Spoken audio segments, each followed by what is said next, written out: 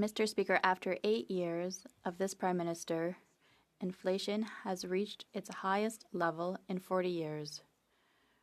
Work no longer pays. The cost of housing has doubled. Crime, chaos, drugs, and disorder are common on our streets, and the Prime Minister just divides Canadians to distract from all of his failures. We must recognize the country that the Prime Minister found when he came into office. Let's begin with interest rates and inflation. Those rates were low. Taxes were going down faster than at any point in our country's history. The budget was balanced. Crime had gone down by 25%, so much so that people in small towns often left their door unlocked. Our borders were secure. Housing cost half of what it costs today. Net wages had gone up by 10%. That's after inflation and after taxes. The New York Times said that the Canadian middle class was richer. The New York Times said that the Canadian middle class was richer than the American middle class for the first time. All of that despite an unprecedented financial crisis in the United States and a war in Syria, in Iraq, and yes, in Ukraine. It's amusing to note that in Stephen Harper's day, those wars did not cause inflation in Canada. But when this current Prime Minister took power, prices went up exorbitantly. 8 years later, look at where we are. Inflation, after having already reached 40-year highs, is once again too high. The economy is contracting. The economy is not growing, even though the population is growing. GDP per capita today is lower than it was 6 years ago. It's the first time in our history that we've seen the economy and GDP per capita go down over 6 years. Canada's growth is the lowest in the OECD, not only for the next 6 years, but for the next 3 decades. That's according to the OECD. That's not me. The cost of housing has more than doubled after 8 years of this government. After he promised to bring it down, it takes 25 years to save up enough money for a down payment in Toronto. Before this Prime Minister, it took 25 years to pay off a whole mortgage. Some families have to increase their mortgage to 80 years. That means that it could take 120 years to be able to not be in debt as a family. In reality, it will be children and grandchildren who will have to pay off mortgages from their parents and grandparents. We've never seen that in Canada, and I imagine there's nowhere in the world where that is the case. Canadian homes now cost more than 50% more in Canada than in the United States. That's the reality after 8 years under this Prime Minister who promised to make life more affordable. And what are his solutions today? First of all, he wants to increase taxes on gas, which increases the cost of everything. Everything that needs transportation will cost more with the carbon tax, which the government has just confirmed, which will increase the price of gas by 17 cents and 20 cents if we add to that the sales tax on it, a tax that the Bloc wants to increase on the backs of Quebecers. We're hearing promises for billions of dollars for housing, the same promises that we've heard for the past 8 years. For 8 years, we've heard about these expenditures, but it's only increasing bureaucracy and not housing. Another $20 billion in new spending, which will add to inflation and increasing interest rates. The Scotiabank has already said that 2% more percentage points of the interest rate are due to mortgages. And now, talking about the debt, next year, for the first time, we will spend more on debt interest than on health care. $50 trillion, $50 billion on debt. Then we send to the provinces for doctors and nurses. So bankers, investors in Manhattan will get the money, and our teachers, our nurses, our doctors won't get it. It makes no sense, Mr. Speaker. Fortunately, our plan is based on common sense. It will eliminate waste to reduce inflation and interest rates. We will eliminate taxes to increase the cost of living for every Canadian. We will reduce taxes so that people work and get a paycheck.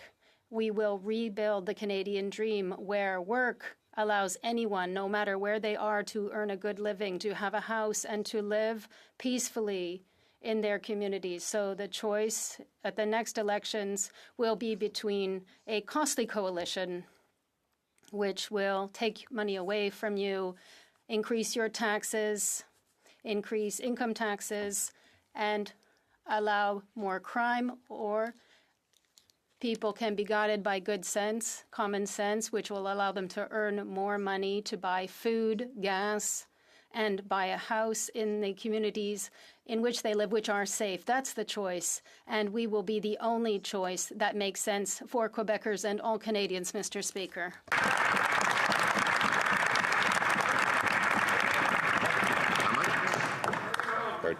Mr. Speaker, as we stand here today and witness the misery that is visible across this country, it's hard to forget how good things were only 8 years ago when this Prime Minister took office. Let me review the hard facts.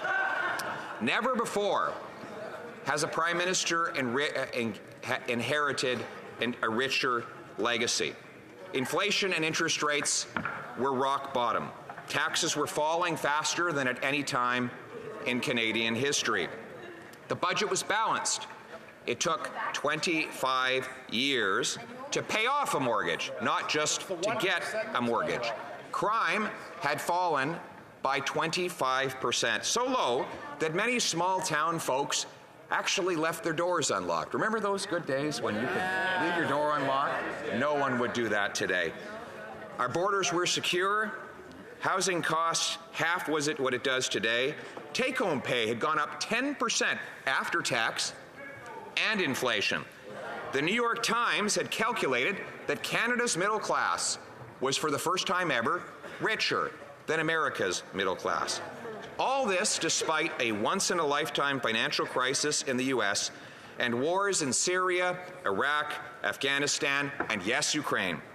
Funny how those wars didn't cause inflation when Prime Minister Harper was leading our economy. But yes, it's true that when this Prime Minister took office, Canada was rich, affordable, and safe. 8 years ago, yes, it was. Rich, affordable, and safe. And it's true. The very wealthy had not done particularly well. In fact, their share of the economy had shrunk during the Harper years. Now, the wealth concentrates among the very, very rich. And that is because inflationary policies always help the richest people. When government concentrates wealth in the hands of politicians and bureaucrats, they give it to the most politically influential people, and the rich get richer and the poor get poorer. And now we're seeing the biggest gap ever between rich and poor. And a middle class, he promised to help the middle class. He has demolished the middle class, Mr. Speaker. That is the reality. Inflation, after hitting 40-year highs, is back on the move. The economy is now shrinking. And if you add in per capita terms, it is plummeting, Mr. Speaker. In fact, GDP per person is actually smaller than it was 6 years ago. This has never happened, Mr. Speaker. Canada's growth is now projected to be the worst in the OECD between now and 2030, and the worst for the next 4 decades, according to the OECD. That's out of 40 countries. It now takes 25 years to save up for a down payment in Toronto. You used to pay off a mortgage in that time. Since this Prime Minister has taken office, families have stretched out the terms of their mortgages to 90 years. Today, the minister bragged that she's going to create this charter, which will, people are supposed to be grateful about this, will allow them to stretch out their mortgages longer. So that you can now have a 100-year mortgage. Wow, and now we're supposed to thank them. Wow, what a wonderful news. I imagine she'll send it out in the mail so people can open their mailbox and find out that their great-great-grandchildren will still be paying off the mortgage on their home. Canadian homes now cost 50% more than in the United States of America. In fact, you can now buy a 20-bedroom castle in Scotland for a lower price than a 2-bedroom in Kitchener. Vancouver is now the third most unaffordable housing market in the world when you compare median income to median house prices, worse than New York City, than Los Angeles, Chicago, London, England, even Singapore, a tiny island with 2,000 times more people per square kilometer than Canada, has more affordable housing. In Toronto is rated by UBS to be the worst housing bubble in the world. If we had even imagined to say such a thing out loud 8 years ago, people would have laughed. But today, it is the reality, and they're not laughing. They're actually crying. In fact, the government promises all of a sudden, after 8 years, we should believe in their multi-billion-dollar promises to build homes. They built fewer homes last year than were built in 1972, 50 years ago. And that was at a time when our population was half of what it is today. So we're building fewer homes now that we have 40 million people than we built when we had 22 million people, Mr. Speaker. And no wonder we have this new phenomenon of middle-class, working, homeless people. We've never seen this before, but now we have nurses, electricians, carpenters living in parking lots, something they couldn't even imagine in Halifax, in your province, Speaker. The province, ironically, of the housing minister. There are 30 homeless encampments in one city. This would have been unimaginable. And now they expect us to believe that this time they mean it, that their billions of dollars of new spending are going to change what the billions of dollars they've spent over the last decade have caused.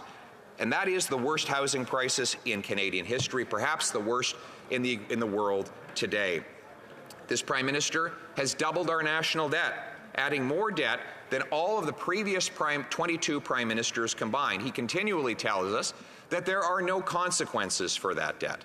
Well, the consequences are now becoming clear.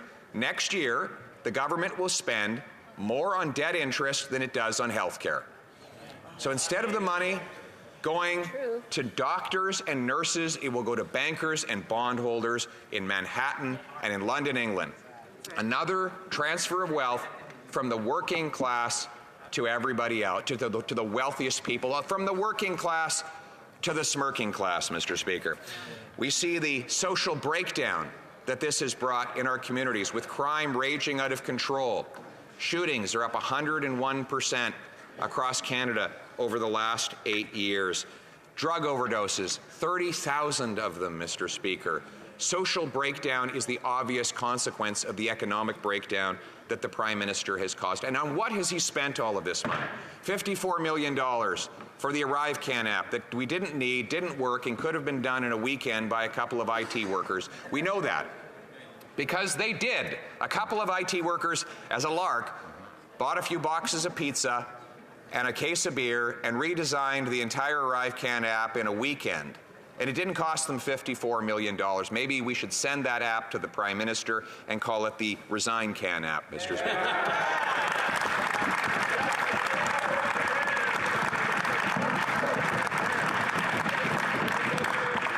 And then they blew $1 billion on a so-called green fund. The top bureaucrats say that who are involved in it say that it's a money-for-nothing scheme with gross incompetence that reminds them of the sponsorship scandal. The chair of the fund gave $200,000 of the money to her own company. Now, we find out that the $15 billion they're giving to a single battery plant is going to pay for 1,600 foreign workers. 1,600 foreign workers, Mr. Speaker. And they don't even have a place to live. There's a housing shortage in Windsor. Now, the Prime Minister's solution is to spend precious tax dollars on paychecks for people on the other side of the world to come here temporarily, collect the money, and take it back to South Korea. We all love South Korea, great country. But there's no reason why Canadian taxpayers should be subsidizing their paychecks. Yeah. Canadian tax dollars should exclusively go to Canadian paychecks. Yeah. That's common sense.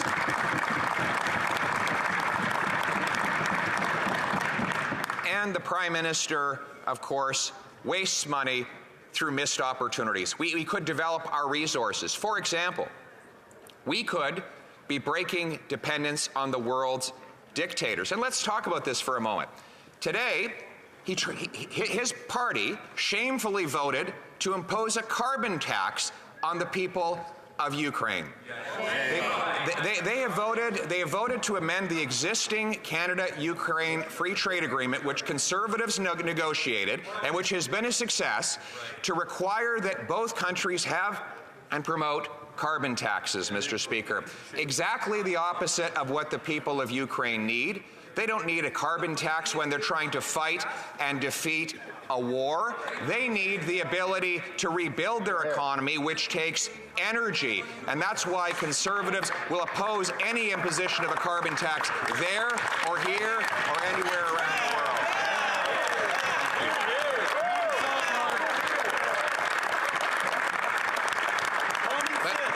And you know what else they did? They voted against an amendment that would allow Canadians to build the arms that would allow Ukraine to win that war. We proposed an amendment to this update of the agreement that would have allowed Ukrainians to benefit from our incredible Canadian workers who produce munitions and equipment, and they voted no. So let's get this straight. They believe that the best way to counter Putin is with a carbon tax. We believe the best way to do it is by breaking European dependence on his energy sector and by providing and selling great Canadian arms to win the war.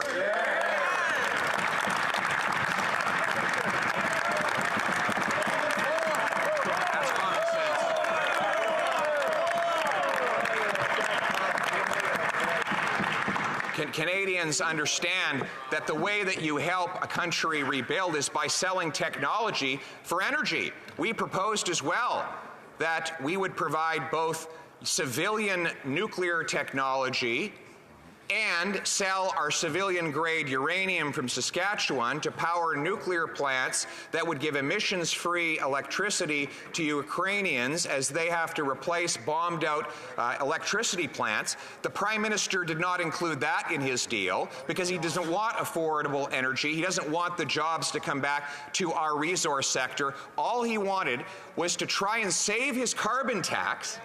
That's just how desperate he is, and in fact, how sick he is on this matter, Mr. Speaker. We all know that he was desperate to save his carbon tax, but for him to use the people of Ukraine as a pawn in his scheme to save the carbon tax is a level of cynicism that we didn't even expect from that Prime Minister, Mr. Speaker. When I'm Prime Minister, we will have a free trade agreement with Ukraine, and that agreement will not include a carbon tax. It will include the ability of us to provide clean Canadian nuclear and natural gas to have a strong energy superpower status for Canada and a secure Ukraine.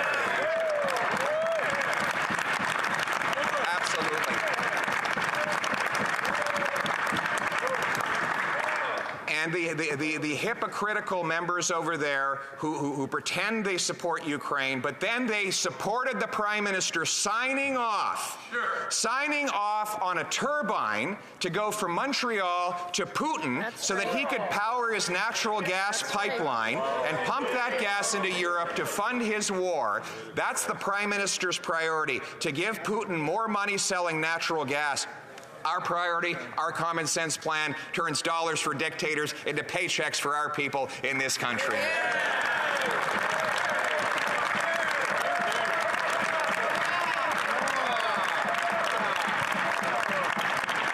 I don't think this debate is going how they expected it to go. Their heads are all looking down, and rightfully so, Mr. Speaker. It will be a good moment for them to atone for the cynical approach they've taken on this and everything else, and frankly, the misery that they have unleashed in this country. This is the worst time in Canada's history for the Canadian people, particularly for the middle class. But the good news is we have a common sense plan that will axe the tax to bring home lower prices, cap spending and cut waste to bring down inflation and interest rates, remove bureaucracy to build more homes so that once again people can afford to rent and pay their mortgages. This will be a country that works for the people who do the work, the common people, the common sense of the common people, united for our common home. Your home, my home, our home. Let's bring it home.